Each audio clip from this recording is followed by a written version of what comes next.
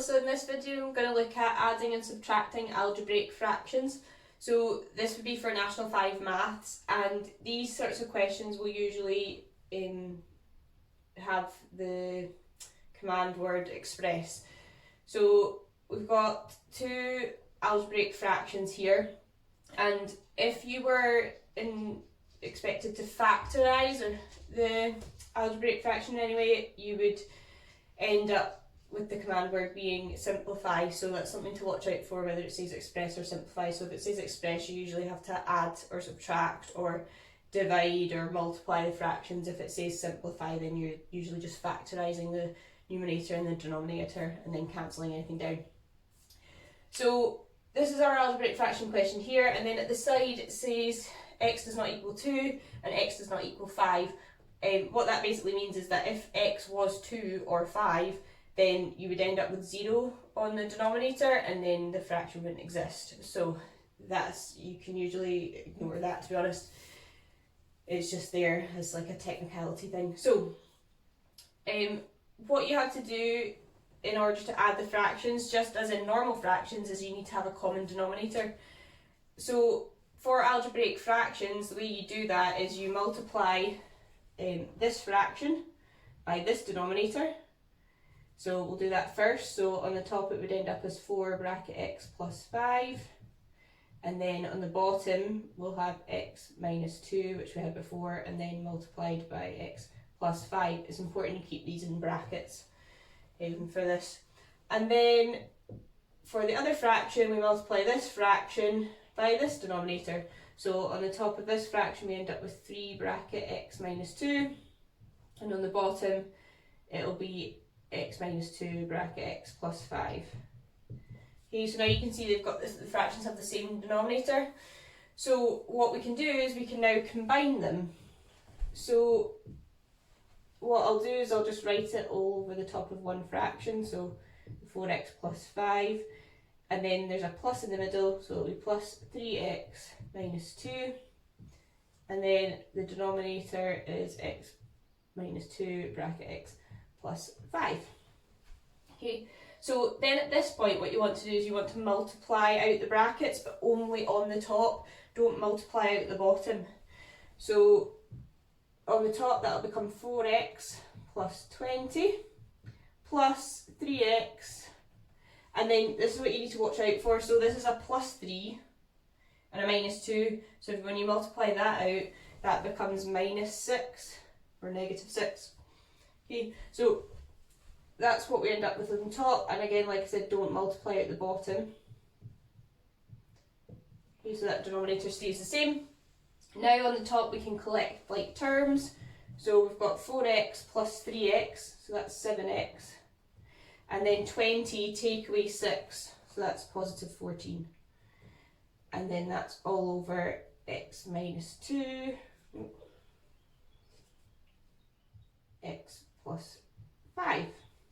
Okay, we could then look to factorise on the top here, so there is actually a common factor of 7 on the top, so I'm going to do that. We're going to space underneath. So I'm going to pull out a common factor of 7, so that becomes 7 bracket x plus 2, and then x minus 1 x plus 5 on the bottom. Okay, and the point of factorising the top once you collect like terms is because you could end up being able to cancel down. That bracket's not the same as either of these brackets, so we can't cancel down in this case. But if that was an x plus 2, then those brackets would cancel out. Okay, so just make sure you factorise the top at the end if you can. You can't always factorise it, sometimes you won't be able to. And then see if there's anything you can cancel down between the numerator and the denominator. Okay? So then if we look at this subtraction question, so again it says express, so to start off with we need to get a common denominator at the bottom, so all we do is we multiply this fraction by this denominator, so 3 bracket x plus 5 over x bracket x plus 5. Okay, and then we've got the minus sign in the middle, and then we multiply this fraction on the right by the denominator on the left, so that would be x bracket is 6x, or x times 6x, you can write it as, but I'm just going to keep it in brackets for now. And then the denominator is going to be the same as the left one, so x bracket x plus 5. Okay, so now that we've got the common denominator, we can write it as one entire fraction, so 3 bracket x plus 5, take away x bracket 6x, and then that's all over x bracket x plus 5 now. Okay, so then if we multiply, Mr. Bracket, if we multiply at the top and not the bottom, so that ends up as 3x plus 15, and then that's minus 6x squared. Okay, because x times 6x is 6x squared, but there's a negative there, so it needs to be take away. And then on the bottom, we've got x bracket x plus 5. Okay, so now we would look to collect any like terms.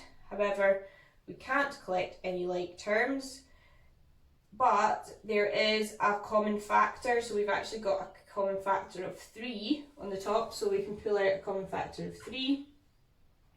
So if we do that, 3 bracket x, and then that would be plus 5, and that would be take away 2x squared,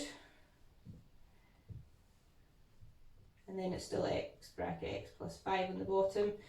Don't multiply that out.